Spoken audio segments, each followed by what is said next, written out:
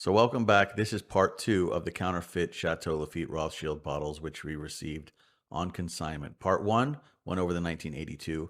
This video will go over the 1947 Magnum, which was supposedly recorked at the Chateau.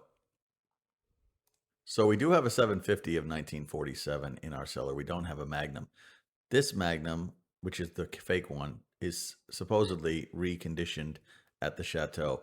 In English, this sticker says reconditioned by the cellar master at the Chateau in 1995. So recorking is something that Chateau Lafite Rothschild did for private cellar bottles up and until around the 2000s.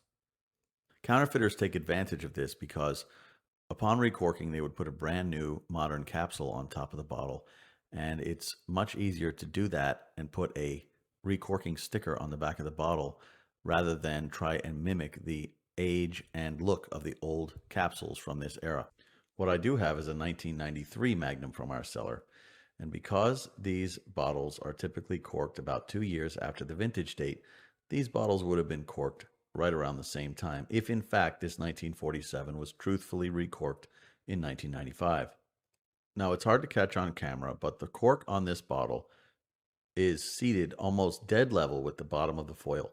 And if I take a ruler and measure it, you can see that the cork is about 2¼ inches long. 2-inch and 2¼ inch corks are standard for first growth Bordeaux, certainly Magnums. The 47 bottle we got, the foil had already been cut. I'm going to remove it for ease of filming, and you'll see that the cork is only 1¾ inches long, which would never happen. But upon first glance at this bottle, it was the recorking sticker that really got me. There was just so much to talk about here, but something looked off to me right away. The first thing I noticed is that typically the stickers go upward from left to right, not downward.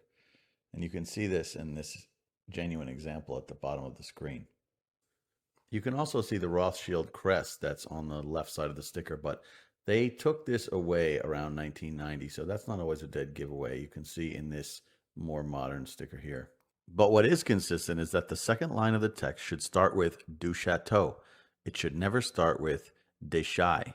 And also, you'll see it says Deschai des Chateau, and it should be Deschai du Chateau. So that's almost comical. Additionally, the print quality sucks under a microscope, but that's no surprise. Looks like somebody printed it at home. Once again, this bottle was determined to be a fake. Always buy from a qualified retailer who does their due diligence. And follow us for more content like this. Thank you.